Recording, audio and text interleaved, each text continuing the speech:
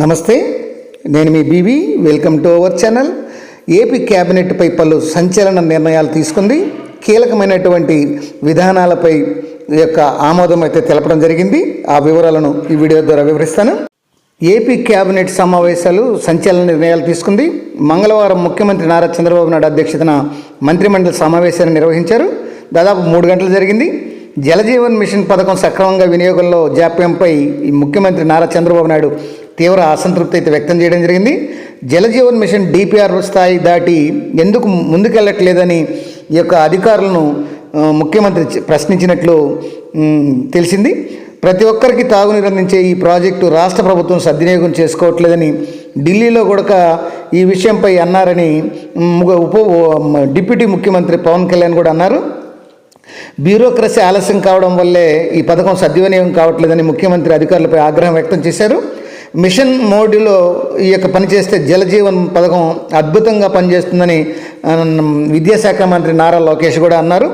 JJM ప్రతి ఒక్కరికి reach అయ్యే అతిపెద్ద ప్రాజెక్ట్ అని లోకేష్ తెలిపారు. పథకాలు సక్రమంగా వినియోగంపై అధికారులు దృష్టి పెట్టాలన్నారు.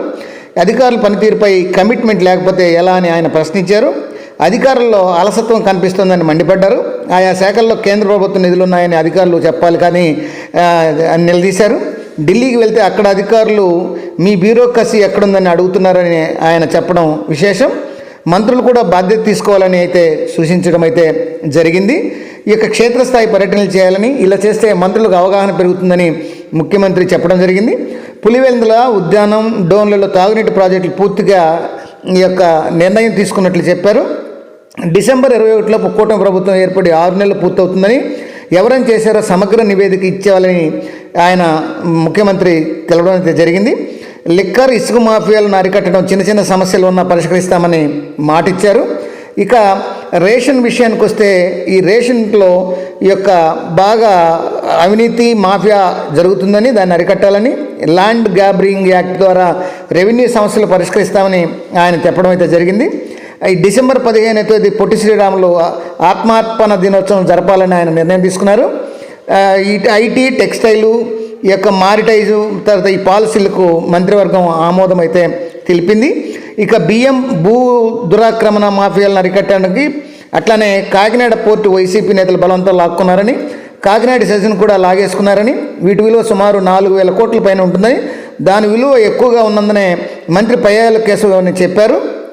సుమారు 7,000 ఎకరాలకు పైగా ఈ యొక్క మొత్తం లాగేసుకున్నారని, పోర్టు లాగేసుకున్నది మాత్రం 41% అని ఈ యొక్క ఒకరు చెప్పి 50% అరబిందో వాళ్ళు లాగేసుకున్నారని, ఇట్లా ఈ ఆస్తులను లాగేసుకోవడం రాష్ట్రంలో కొత్త ట్రెండ్ అని వాళ్ళు ఒకరికొకరు ఆరోపించడం అయితే జరిగింది.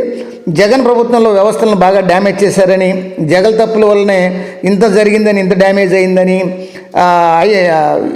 ఐపీఆర్ఎఫ్ అభిప్రాయ సేకరణ కూడా చేస్తున్నామని, పథకాల మీద అభిప్రాయ సేకరణ చేస్తున్నామని ముఖ్యమంత్రి నారా చంద్రబాబు నాయుడు యొక్క వివరించడం అయితే జరిగింది. టోటల్గా ఈ యొక్క కాకినాడ పోర్టు బియ్యం మాఫియా కానీ, భూ ఆక్రమణలు కానీ, జలజీవను దీన్ని మిషన్ను ఉపయోగించుకోవడం కానీ, వీటి మీద బాగా సుదీర్ఘమైన చర్చ జరిగింది. దీన్ని సక్రమంగా చేయాలని ఈ మేరకు వారు ముఖ్యమంత్రి ఆదేశించడం అయితే జరిగింది.